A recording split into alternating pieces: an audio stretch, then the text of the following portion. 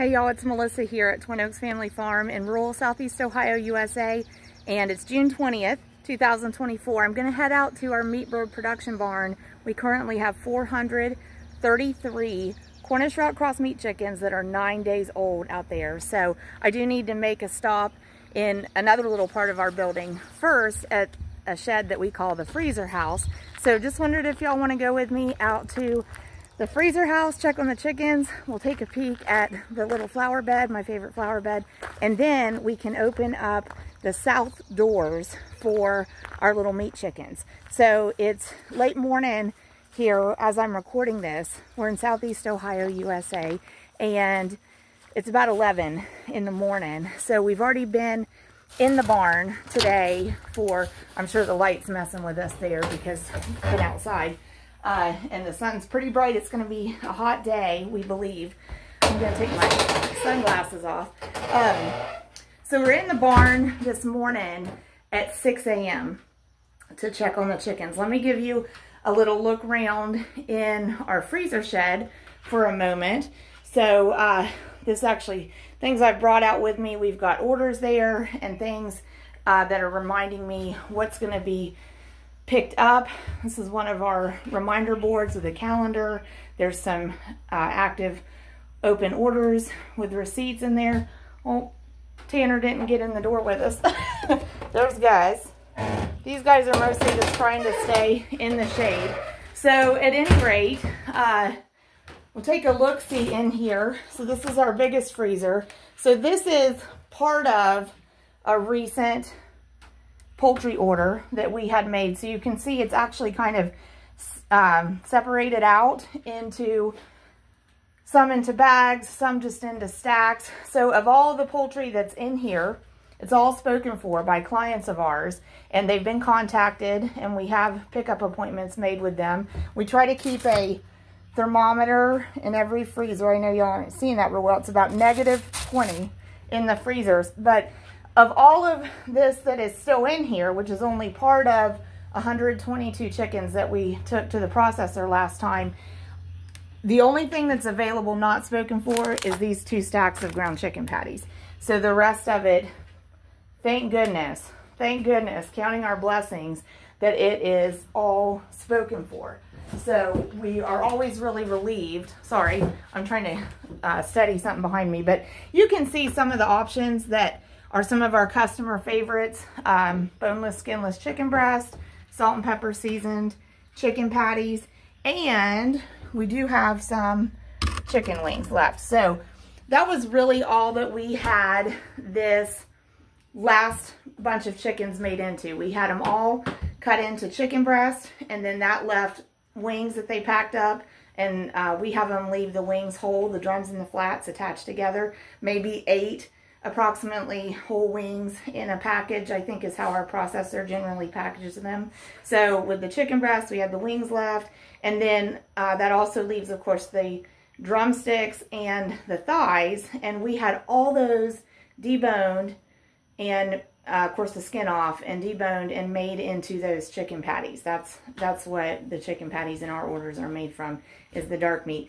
And so we also had just emptied a freezer. This had been full of orders. We emptied it. This little freezer is actually full of what we call chicken backs. Here's a neat little set of canisters we had made for our farm. Flock to Fork, Twin Oaks Poultry.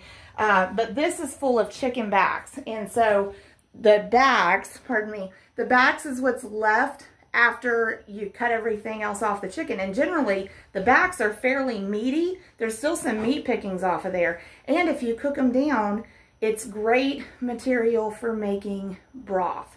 So we try to get those when we're able to afford the little bit of extra to pay for, you know, packaging them up. They don't really charge us anything for the backs because they came from our birds. But there's a little bit of a charge, you know, for packaging them up, which is reasonable. So when we have a little budget to do extras, then we like to get the backs, and we use them at home, and we have a lot of people that like to get them from us because they want to make broth out of them. So really good for us.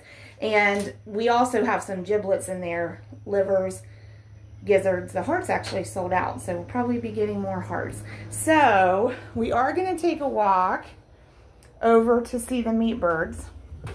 And this just kind of catching you up on what's going on around here. I want to show y'all this little flower bed. So kind of housekeeping in terms of what's our schedule on our YouTube channel. Y'all know that have been following our YouTube channel, and we greatly appreciate you for doing that, your time and your effort. But we upload Monday, Tuesday, Wednesday, Thursday, and Saturday. So we take Friday off from uploads, and we take Sunday off because we want to especially make that day something distinguished and special in our week. Want to show you a couple of things in here. So all the spring things, you know, like we had, we did have daffodils and irises. Those are all died back now as far as blooms. We let the greenery die back.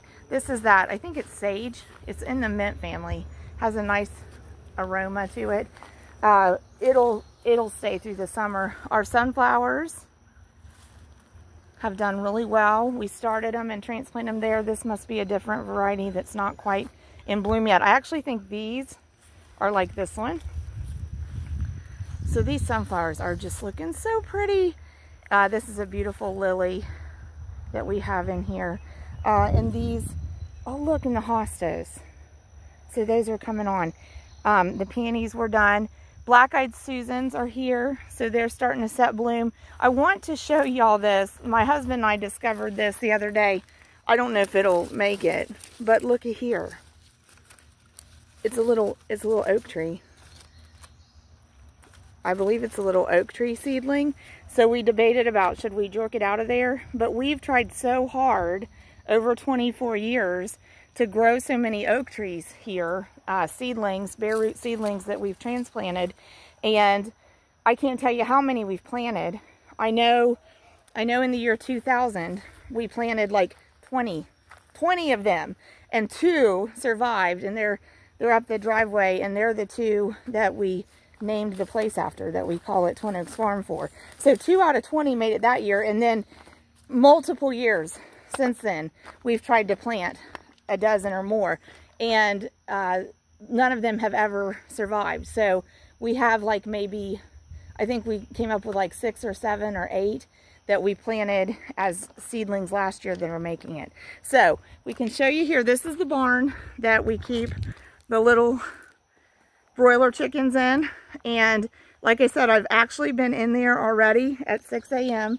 and did feed, water, well check. And so what we're going to open right now, that's actually our west door that we usually use as the front, but we're just going to open this door up. Sorry I didn't have it ready to go, but we can get it open here. Just give me a few moments. Okay, and you'll be seeing chickens, hopefully, while I'm letting the door open. So I was excited to show you all this. We still have some previous day's video that hasn't been uploaded yet that will go up like Saturday and Monday. We're probably about a week behind real time with the videos on this flock. But, okay, and so see there then as we open the rest of the large door, we get a little bit of response to that. So we call that scatter response or startle response, kind of interchangeably. When they're younger than this, so they're 9 days old, when they're younger than this, we have a tendency to call that startle response, because like when you first move them in, you feel like everything startles them. So I call it a startle response. But then as they kind of settle in to their environment, I think it resembles more of just like a scatter response. But scatter response is also kind of misleading, because actually when you see that, they really didn't scatter. They all kind of collectively as a group, like, you know, shift or move out in the same direction. So basically when these doors opened on the south end of the building, they all decided just to kind of head to the north end of the building. But then they'll work their way back over here. But why I was so excited to show y'all this view is because if you've been watching the flock, you've seen that we've had them confined into about half of the building. So that's what I'm going to aim the camera at right now. So you can see where there's heat lamps suspended from the ceiling. There's 12 heat lamps suspended there. Basically, that's where the birds have been confined to.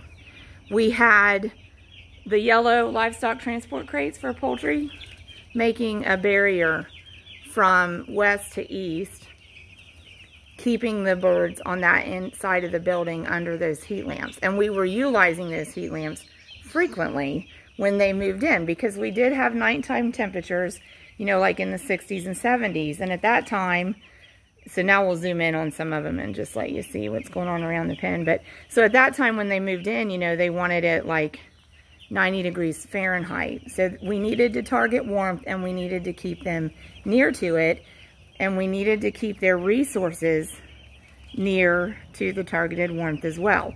So we basically just confined them into that end of the building, and they had maybe like 12 foot by 25 foot. Well, now they've got 25 foot by about 30 foot. So we expanded this space for them on day 8. We had already made one expansion that gained them about 75 square foot, but still kept them on that side of the building. And then even after that, my husband said, you know, with all their supplies and with the number that's in there, they're getting crowded, and we need to open it up. So we decided they're getting all the floor space that the flock is going to get, but we basically moved all of their resources over to this end of the building. Let's see if we can watch some of them over here. So we moved all their resources more or less on this half of the building, the food and water. And for now, that's where we're going to keep it. And we'll adjust things throughout production as needed, as far as the distribution of where the waters are and where the feeders are, and which waters and feeders we have in there and how many. And some of it is, you know, we might have to make do with what we have in terms of what kinds of feeders and waters. Maybe we would want something different if money were no object. But on the other hand, that's what we have to balance. The non-negotiable is the birds absolutely, I'm trying to find them because they're all, I'm seeing a lot of activity. So the non-negotiable is the birds absolutely have to have all the resources they need. Enough food, enough water, not running out of those resources in the pen. But the negotiable, where we have to, you know, stretch a nickel into a dime and a dime into a dollar, is we can't just go out and spend infinite dollars on the supplies that truly we really want. We really need more waters and more feeders like these. You wouldn't think that they would cost very much, but they do. And then of course, when you need to buy multiples, that just feels like it compounds quickly as far as amount of money. And also crates, like that's another thing that if money were no object, we'd go buy about 25 more crates, but we estimate that might cost us about $1,300. So instead, you know, we're just grateful that we have some other options. The other options just require a little more footwork and are a little more time consuming. So that's kind of the situation we're in with the feeders and waters too. Like these feeders are great for now, the baby feeders. They're great for now. It's just more time consuming to have to work with those because they empty them so much faster than they empty a bunch of these. But we do have more of these to place in here. We just don't have as many as we would like to have. We have more of these waters to place in here. Again, we just don't have as many as we wish we had. But, you know, that's such is life. Such is life, right? It's kind of the discipline you have to still be cheerful with what you are blessed with, and not let what you don't have or just can't have at that moment, don't let that steal our joy, right? And so here we are at a little tiny poultry farm, family run, independent, just pays enough to operate itself and give us a very, very small profit margin. But obviously, if we spent all that we could on the operation, there wouldn't be any profit margin and we'd be into our pockets on it.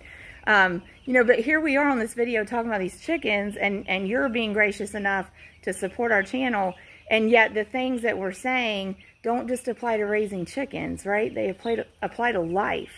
They apply to life, to realize that, you know, no matter what the struggle is, we're abundantly blessed. Like in my life, that's the message. Regardless of what I wake up and say, I wish I could have this today or do this today. Regardless, I am abundantly blessed. I'm abundantly blessed. And I'm going to have to choose to focus more on what I do have, the resources I do have to work with, the options I can choose, the success we can create out of those resources. We got to focus on that. And instead of dwelling on, I don't have money for this. These supplies are subpar for the age and stage of the birds. I just can't afford to go out and buy X, Y, and Z. Well, you know what? That's part of the reality, but that's not the whole reality. And the whole reality is we're really, really blessed. And so that's what we got to choose to focus on. So we're going to just continue to, like I said, with these birds, you know, prioritize having the necessary resources. That's non-negotiable. The birds have got to have the food, got to have the water, got to have the space. So we're coming through for the birds on the necessities. And then as far as making it work, you know, we realize we're going to have to compensate for not having the best and the most of everything with doing things in a way that probably is going to be maybe a little more labor intensive, definitely a lot more time consuming. Oh no, why did we lose focus? So anyway, just want to say, I appreciate y'all joining us at Twin Oaks Farm Poultry on YouTube. We are at about 905 subscribers. We are trying to get to 1,000 subscribers. We're pretty dang close. We've come a long way on number of subscribers since February of 2023. And that has very little to do with us and everything to do with y'all being willing to support the channel, take notice when we upload some things, and be willing to take a look at it. So we appreciate that. Thanks for watching. Thanks for commenting. Thanks for being part of our community here. And we do want to promote in all of our videos, we do want to promote the underlying theme of work ethic and appreciating what's right around us and sourcing things local, supporting local agriculture, and self-sufficiency to the extent that we can use our resources. So want to say to all of you watching, eat real food, source it as close to home as you possibly can, and please support farmers and producers in your local area.